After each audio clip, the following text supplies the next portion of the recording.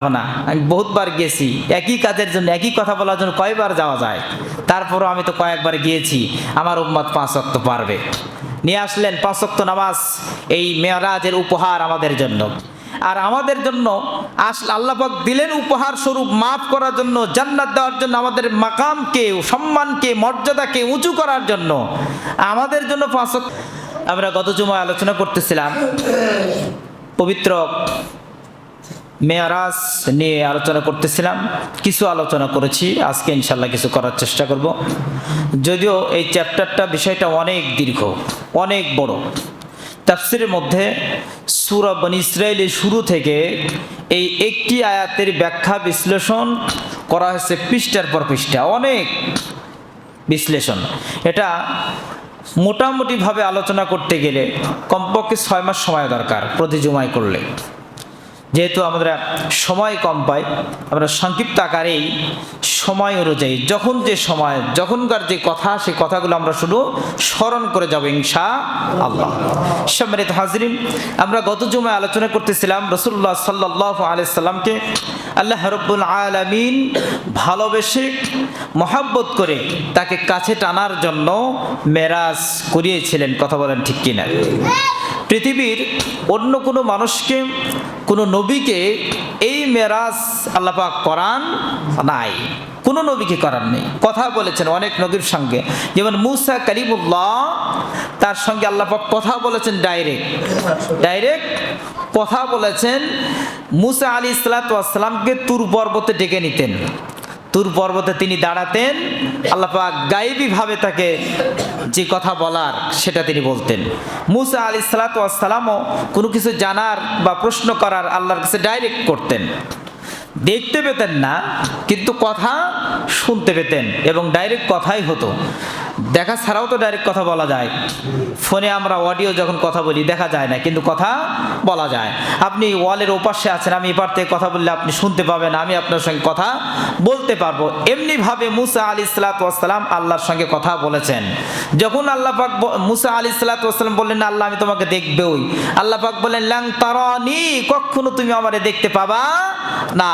কিন্তু মুসা নাসরবান্দার মতো যখন বলল না আমি তোমাকে দেখতেই চাই, তখন আল্লাহ রাব্বুল আলামিন 70,000 পর্দার মধ্য থেকে সামান্য একটু নূরের ঝলক যখন দিলেন, সঙ্গে সঙ্গে মুসা আলাইহিসসালাতু ওয়াসসালাম তুর পর্বতে অজ্ঞান হয়ে পড়ে গেছিলেন। কথা বলেন ঠিক কিনা?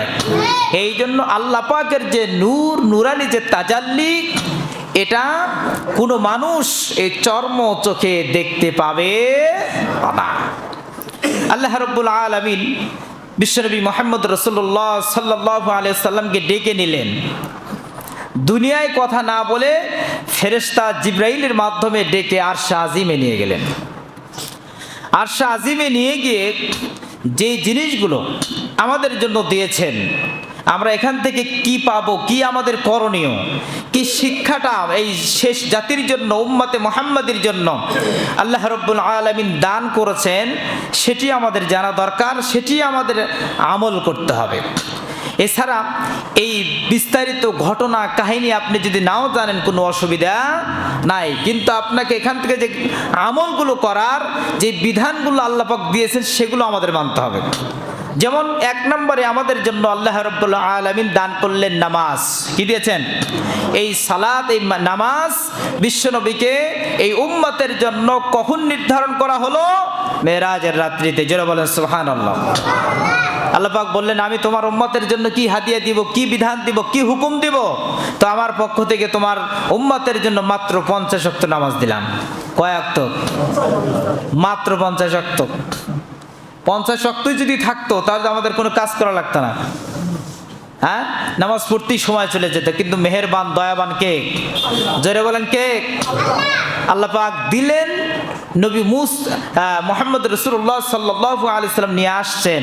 মুসা আলাইহিসসালাতু ওয়াসসালামকে সামনে দাঁড় করে দিলেন কে? পরিকল্পনা তো আল্লাহরই, নাকি বলেন? আল্লাহর পরিকল্পনা ছাড়া কোনো কিছু হবে, হয়েছে কখনো না। তাহলে সেটাও আল্লাহ পাকের পরিকল্পনা, এটা কোনো ঘোষণা ছাড়াই আমরা বুঝতে পারি। মুসা আলাইহিসসালাতু ওয়াসসালাম বললেন, মুহাম্মদ কি দিলেন আল্লাহ পাক তোমাকে? বলে আমার উম্মতের জন্য 50 ওয়াক্ত নামাজ। মুসা আলাইহিসসালাতু ওয়াসসালাম বললেন, বলো কি 50 ওয়াক্ত নামাজ মানুষ পড়তে পারে? বলে হ্যাঁ পারবে না কেন, আল্লাহ পাক দিয়েছেন আমার উম্মত পারবে।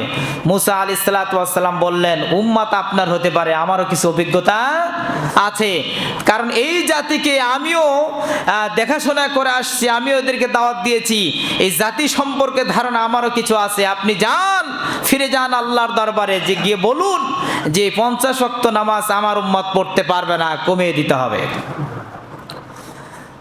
হযরতে মুহাম্মদ রাসূলুল্লাহ সাল্লাল্লাহু আলাইহি সাল্লাম ফিরে গেলেন, গিয়ে বলেন আল্লাহ পাক বলেন হাবিব কি হলো, এই মুহূর্তে গেলেন আবারও কেন ফিরে আসলেন? এই খবর কি আল্লাহর জানা নাই?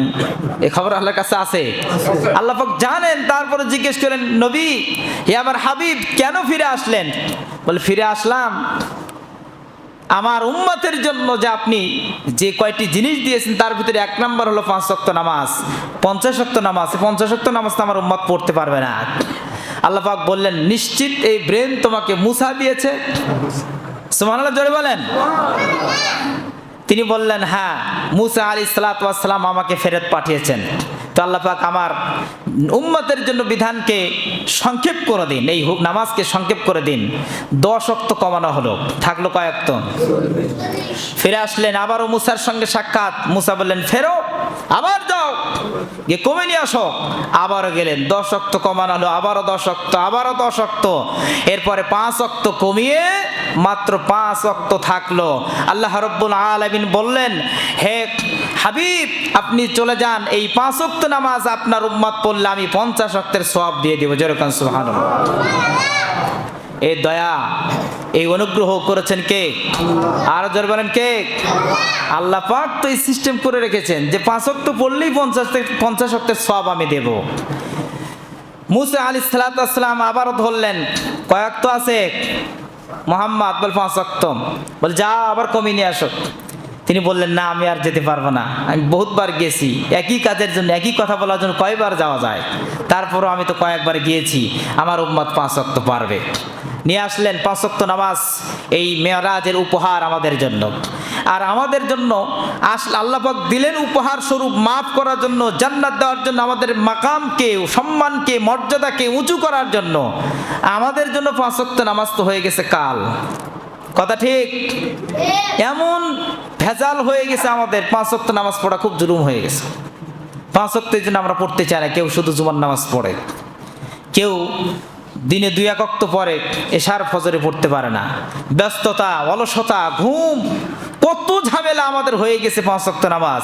আল্লাহ পাক যদি এরকম ঘোষণা দিতেন বান্দা তোদের কিচ্ছু করা লাগবে না, শুধু খাবি আর ঘুমাবি আর আমার কাছে আসবে, আমি জান্নাত দেব, আমাদের মনে হয় তখন খাওয়ার ঘুমানোটাও জুলুম হয়ে যেত, নাকি বলেন?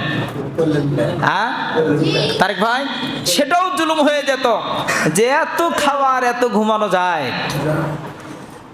মুসার উম্মাত বনি ইসরাইলকে যখন ময়দানে তিহ অর্থাৎ ফেরাউনের এলাকা থেকে যখন তার উম্মাত বনি ইসরাইলরা অন্যত্র চলে গেলেন, ওই লোহিত সাগর পার হয়ে যেই ময়দানে, যেই মরুভূমির ভিতরে অবস্থান নিয়েছিলেন, এটাকে বলা হয় ময়দানে তিহ। এই জায়গাতে কোনো খাবার নাই তাদের, মরুভূমি, কোথায় পাবে? আসছে আর একটা দেশ থেকে হিজরত করে, খাবারের ব্যবস্থা নাই। আল্লাহ পাক মান্না সালওয়া দিলেন। মান্না সালওয়া রেডিমেড খাবার আল্লাহ পাকের পক্ষ থেকে দেওয়া। এই খাবার কিছুদিন খাওয়ার পর বনি ইসরাইল বলল, হে মুসা তোমার আল্লাহকে বলো একই খাবার খেতে ভালো লাগে না। অসুবিধা কত, কত ঝামেলা আমাদের, একই খাবার খেতে ভালো না, বসে বসে শুধু খাওয়া, মান্না সালওয়া জান্নাতি খাবার, তাও ভালো লাগে না। কি ভালো লাগে তোমাদের? বলে আমাদেরকে পেঁয়াজ, রসুন, আদা, গম এগুলো দাও। আছে কোরআনের ভিতরে স্পষ্ট, পেঁয়াজ, রসুন সব কথা আছে। বাসালিহা ও আদাসিহা সূরা বাকারার মধ্যে এসেছে। তো আমরা হলাম এমন জাতি, যেটাই আমাদের দেওয়া হোক না কেন সেটাতেই আমরা পারি না। আমরা শুধু ওয়াকাজের কাজ করতে পারি, নাফরমানি করতে পারবো, আমরা অন্যায়ভাবে কথা বলতে পারবো, ফাহিশা কথা বলতে পারি, কোরআন হাদিস বিপক্ষে কথা বলতে পারি, ইসলাম বিরোধী কথা বলতে পারি, সুন্নাহ বিরোধী কথা বলতে পারি, সমাজ বিরোধী কথা বলতে পারি, নীতি নৈতিকতা বিরোধী কথা বলতে পারি, অন্যায় কাজ করতে পারি, কিন্তু ভালো কাজ করতে আমাদের মন চায় না।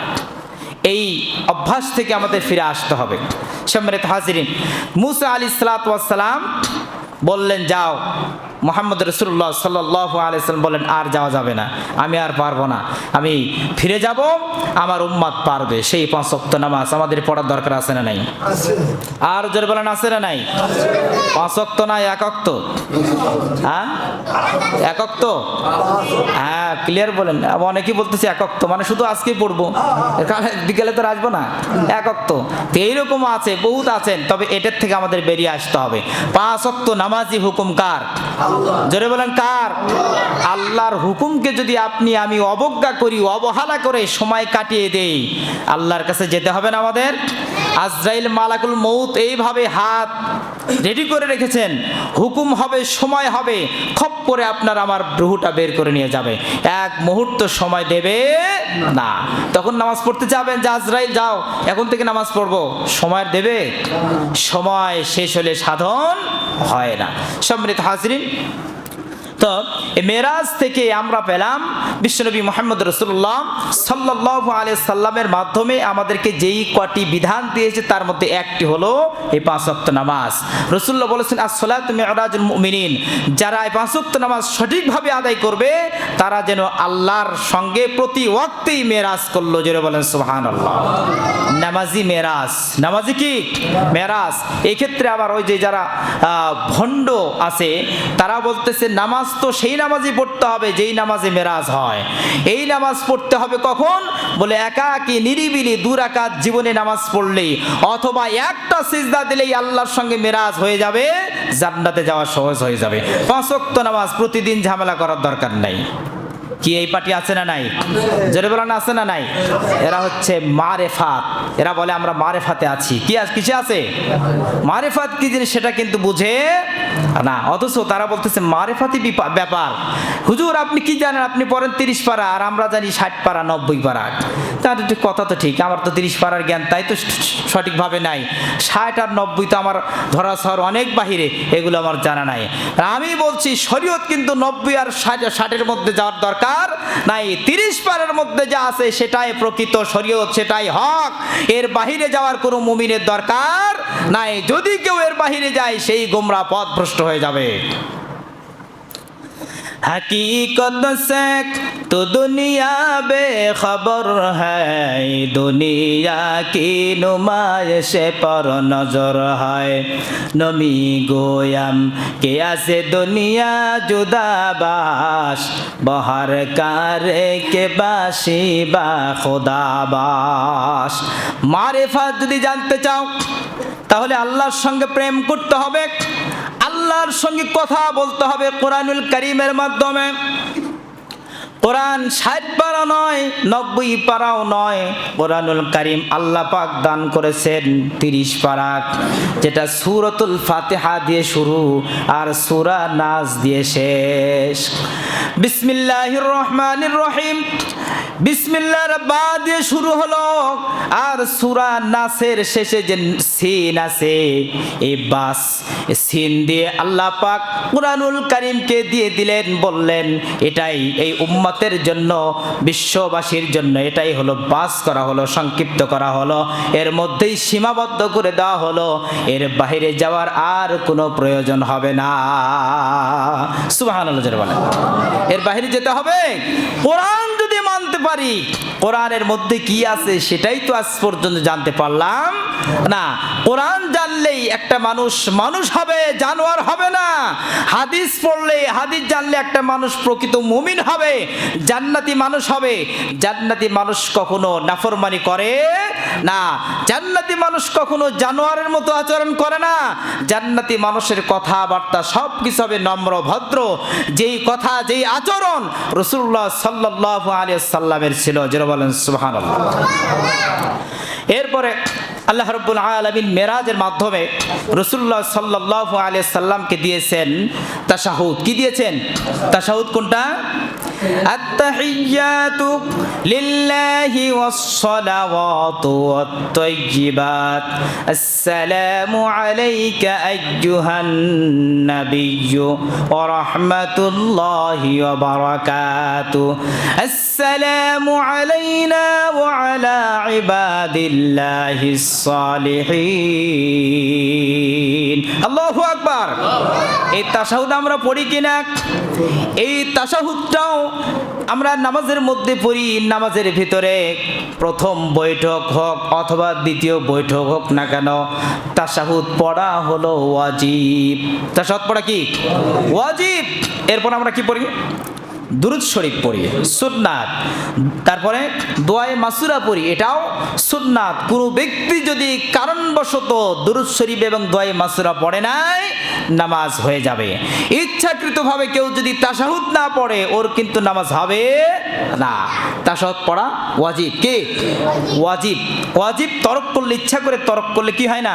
নামাজ হয় না, নামাজ ভেঙে যায়। আর অনিচ্ছায় ভুলবশত যদি ওয়াজিব তরক হয়ে যায়, সেটার সংশোধনের বুদ্ধি হলো, উপায় হলো সাহু সিজদা দেওয়া। কি দেওয়া? সাহু সিজদা দিতে হবে। সাহু, সাহুন শব্দের অর্থ হলো ভুল। সাহু সিজদা মানে ভুলের জন্য যে সিজদা দেওয়া হয়, এটাকে বলা হয় সাহু সিজদা। আমরা ওই খতম তারাবি পড়ার সময় তেলাওয়াতের সিজদা দিয়ে থাকি। কোরআনুল কারীমের ভিতরে সিজদার আয়াত আছে কয়টি? জোরে বলেন কয়টি? 14টি। আমাদের আহনাফের সিদ্ধান্ত অনুযায়ী 14টি তেলাওয়াতের আয়াত আছে, 14টি সিজদার আয়াত আছে।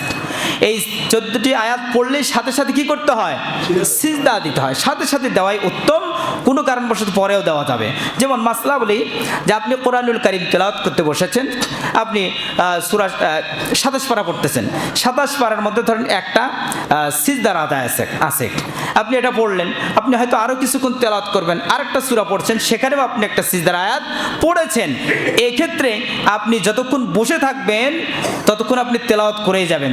আপনার তেলাওয়াত শেষ, তখন দাঁড়িয়ে আপনি কি করবেন? সিজদা কয়টা পড়েছেন সে কয়টা দিবেন। সিজদার আয়াত যে কয়টা পড়েছেন, দাঁড়িয়ে এই সিজদার আয়াতগুলো যে কয়টা পড়েছেন সে কয়টা কি করতে হবে? সিজদা দিতে হবে। একটা পড়লে একটা, পাঁচটা পড়লে পাঁচটা। তবে আরেকটি মাসআলা এখানে জানতে হবে, যারা হয়তো একই আয়াত বারবার পড়ি, একই সূরা বারবার পড়ছি, সিজদার আয়াতটাও বারবার হচ্ছে, মুখস্থর কারণে হোক অথবা যে কারণে হোক, তেলাওয়াতের কারণে বারবার যখন হলো, একই বৈঠকে আপনি এক আয়াত বারবার যদি পড়েন, একবার সিজদা দিলেই ওয়াজিব আদায় হয়ে যাবে। বারবার দিতে হবে না। যারা হেফজ পড়ে, হাজার হাজার বার পড়তে হয় আমাদেরকে তেলাওয়াতের সময়, তাহলে কি প্রত্যেকবারই সিজদা? না। আবার একটা বৈঠকে আমি একটা বসায় 3 ঘন্টা পড়েছি অথবা 1 ঘন্টা পড়েছি, এখানে একটা 70 বার পড়েছি, আমাকে একবার তেলাওয়াতে সিজদা দিলেই হয়ে যাবে। তবে নামাজে যখন পড়া হয় তখন তো রিপ্লাই করার কোনো সুযোগ নাই। নামাজের ভিতরেই ডাইরেক্ট আমরা সিজদা দিয়ে থাকি। এটাকে বলা হয় তেলাওয়াতে সিজদা। সিজদার আয়াত তেলাওয়াত করেছি এই জন্য। আর নামাজের ভিতরে যদি ওয়াজিব তরক হয়ে যায়, ভুল হয়ে যায়, সেক্ষেত্রে সাহু সিজদা, নামাজের ভিতরে ভুলের কারণে। এখন এক পীর সাহেব, মানে মূর্খ হলে যা হয়, মূর্খ সে ব্যক্তি নামাজ পড়াচ্ছে, নামাজের ভিতরে সাহু সিজদা দিয়েছে। তো নামাজ শেষের পর একজন তার মুসল্লি, একজন মুক্তাদি, তার একজন মুরিদ জিজ্ঞেস করছে, হুজুর আপনি যে আজকে নামাজের মধ্যে সাহু সিজদা দিলেন, কেন দিলেন? আমরা তো কিছুই বুঝলাম না। মানে ওয়াজিব যে তরক হওয়া, আপনি কেরাত পড়েছেন, সব ঠিকঠাক মতোই পড়লেন, যেমন নিয়ম অনুযায়ী ঠিক আছে, কিন্তু যে রাকাত ভুল হওয়া অথবা এক রাকাত পড়তে গিয়ে আরেক রাকাত এমন কিছু হয় নাই, তাহলে আপনি কেন সিজদা দিলেন? বলে একটু বায়ু হয়েছিল তো এই জন্য সাহু সিজদা দিলাম। কি হয়েছিল? আমার কথা মনে বোঝেন না আপনারা? বুঝেছেন তো? কোনো কথা বলছেন না কেন? বায়ু দিলে, নামাজের ভিতরে যদি বায়ু দেয়, এই জন্য সাহু সিজদা যদি একবার না 70 বার দেয়, নামাজ কি হবে? যেটা বলেন হবে? হবে না। কেন? এটা হচ্ছে না জানার কারণে। আমাদের ভিতরে বহুত মুসল্লি আছে, এটা একটা দৃষ্টান্ত উদাহরণ দিলাম, কিন্তু বহুত মুসল্লি আছে যদি বলেন যে তেলাওয়াতে সিজদা কাকে বলে, পারবে না। সাহু সিজদা কেন দেয় জানে না। কি আছে না নাই? যেটা বলেন আছে না নাই? জানতে হবে আমাদেরকে। আমরা মুসলমান, আমরা মুমিন, আমরা যদি এগুলো না জানি, এগুলো তো ইহুদি খ্রিস্টান জানবে না, তারা তো বিশ্বাসই করে না। এই জন্য আমাদের জানতে হবে যে কেন সিজদা দিতে হয়, সাহু সিজদা কেন হয়। নামাজের মধ্যে তরকে ওয়াজিব, মানে ওয়াজিব যদি তরক হয়ে যায়, ওয়াজিবে যদি উল্টা পাল্টা হয়, তাহলে সাহু সিজদা দিতে হয়। তবে হ্যাঁ, যেমন বায়ু দিয়েছেন মানে সাহু মানে ভুল, সাহু মানে ভুল, সাহু সিজদা, ভুলের জন্য সিজদা, একটু আগে বলেছিলাম কথাটা। তো যাই হোক, বলতেছিলাম যে ওয়াজিব তরক করলেও দিতে হবে, ওয়াজিব উল্টাপাল্টা হলে আগে এরটা পরে পরেরটা আগে, তাও সাহু সিজদা দিতে হবে। তবে ফরজ যদি কারো নষ্ট হয়ে যায় তাহলে কি সাহু সিজদা দিলে হবে?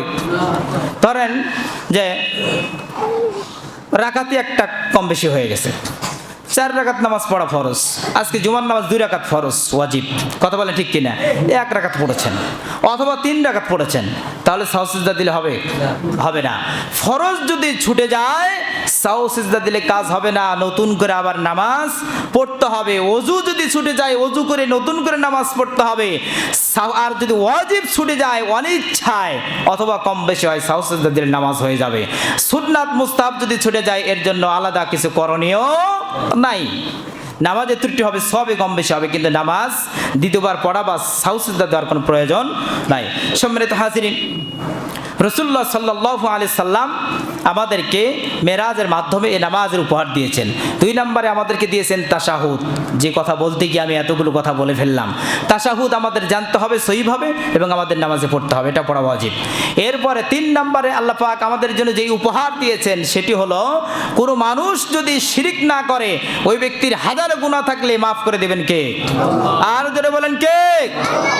আপনি হাজারো গুনাহ করেছেন কিন্তু আপনার জীবনে শিরক করেন নাই, আপনাকে মাফ করে দেবেন আল্লাহ। যেরকম সুবহানাল্লাহ।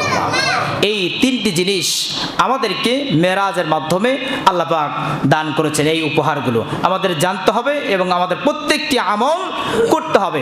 সাথে সাথে আমাদের জন্য আল্লাহ রাব্বুল আলামিন 14টি কর্মসূচি, 14টি বিষয়, সূরা বনী ইসরাঈলের 23 থেকে 38 নম্বর আয়াত পর্যন্ত এই কথাগুলো 14টি দফা আমাদেরকে দিয়েছেন। এই 14 দফা কর্মসূচি কোনো মানুষ যদি বাস্তবায়ন করে ওই সমাজটা হবে সুন্দর, ওই দেশটা হবে সুন্দর, স্বর্ণের দেশ, স্বর্ণের সমাজে পরিণত হবে।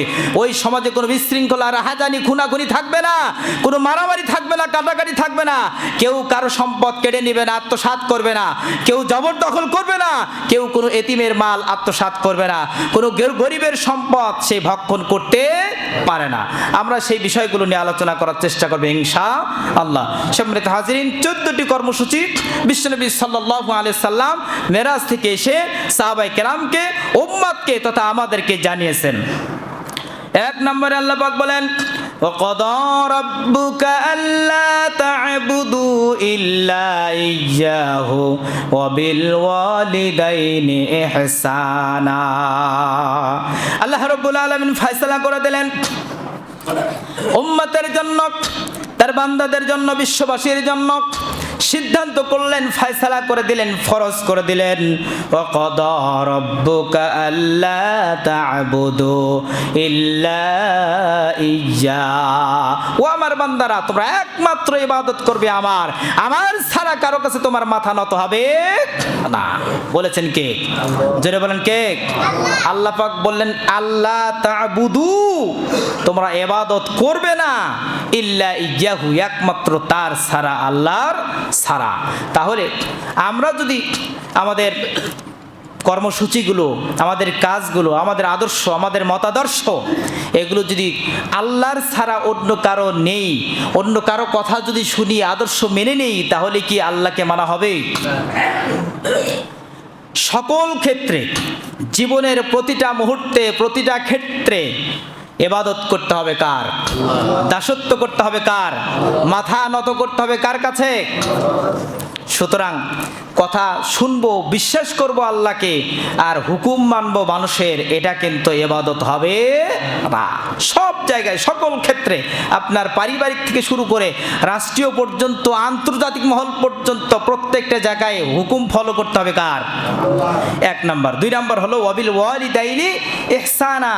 2 নম্বরে আমাদের জন্য আল্লাহ পাকের পক্ষ থেকে দেওয়া 14টি কর্মসূচির মধ্যে 2 নাম্বার হলো সৎ ব্যবহার করতে হবে পিতামাতার সঙ্গে। যেরকম সুবহানাল্লাহ, আর জোরে বলেন সুবহানাল্লাহ। কার সঙ্গে সৎ ব্যবহার করতে হবে? কিয়ামতের আলামত যে মানুষ কিয়ামতের আগে পিতামাতার সঙ্গে খারাপ ব্যবহার করবে আর বন্ধু বান্ধবের সঙ্গে ভালো ব্যবহার করবে। পিতামাতার চেয়ে বন্ধু বান্ধবকে প্রাধান্য দেবে বেশি, পিতামাতাকে মূল্যায়ন করবে না, দূর দূর করে তাড়িয়ে দেবে। ফাহিশাভাবে কথা বলবে, তাদের সঙ্গে গরম ভাষায় কথা বলবে, আর বন্ধু বান্ধবদের সঙ্গে খুব সুন্দর ব্যবহার। এটা হচ্ছে কিয়ামতের লক্ষণ। কিয়ামত চলে আসতেছে, আর বেশি দেরি নয়। আর যেই নাফরমানি, যেই গুনাহ বর্তমান বিশ্বে হচ্ছে, গজব তো অলরেডি শুরু হয়ে গেছে। আমরা বিশ্বাস করতে চাই না, আমরা মানতে চাই না যে আমরা যে এত নাফরমানি করি, কখন গজব আসবে এটা আমাদের মনে আসে না। দেখেন তুরস্কের আজকের কি অবস্থা। আগে যান, করোনা সারা বিশ্বকে কাঁপিয়ে দিয়েছে। আজকে সারা বিশ্বে হাহাকার শুরু হচ্ছে। ৭৫-৮০ টাকার সয়াবিন ২০০ টাকায় কিনতেছে বাঙালি। সারা বিশ্বে এই হাহাকার শুরু হয়েছে। কারণ কি? গজব। মানুষ মনে করতেছেন তেলতেলা হয়ে ঘুরতেছে, কিন্তু বেশিরভাগ মানুষ ঋণে পড়তেছে। এটা আমার বাস্তব কথা বলতেছি, আপনারা কি বলবেন জানি না। আমার সঙ্গে কি আপনারা একমত? একমত? সবাই একমত হবেন না, তার কারণ সবার অবস্থা তো একরকম না, সবার অর্থনৈতিক অবস্থা একরকম না। অনেকের অ্যাভেলেবল টাকা আছে, কোটি কোটি টাকা, সে তো এই অভাব এত সহজেই বুঝবে না। সে বুঝবে যখন মানুষের অভাবের তাড়নায় তাকে যখন খামচিয়ে ধরবে, তখন বুঝবে। কথা ঠিক? এই জন্য এগুলোও গজব, মানুষকে হয়রানির মধ্যে ফেলে দেওয়া। আর এখন সময় কত দ্রুত চলে যায়, দিন, সময়, মাস, সপ্তাহ চলে যাচ্ছে, টের পাওয়া যাচ্ছে না। আপনার আমার জিন্দেগি থেকে হায়াত শেষ হয়ে যাচ্ছে, আমরা বুঝতে পারতেছি না। কিয়ামতের আগে সময়টা খুব দ্রুত যাবে। যখন পৃথিবীতে আপনার গুনাহের পরিমাণ বাড়ে, তখনই মাঝে মাঝে কিছু গজব আল্লাহ দিয়ে সতর্ক করতে চান। সতর্ক করতে চান যে বান্দা ভুলে যাও না আমাকে, যে আমি পৃথিবী থেকে নাই হয়ে গেছি, আমার কোনো ক্ষমতা নাই, এরকম মনে করো না। আমি যখন তখন তোমাকে ধরতে পারি। তোমার জিহ্বা যখন টেনে ধরবো, সেটা কেউ আর ছাড়াই নিতে পারবে না। এই জন্য মাঝে মাঝে একটা করে গজব দিয়ে দেন, সংকেত দেন, সতর্ক করেন। কিন্তু আমরা কি সতর্ক হই না?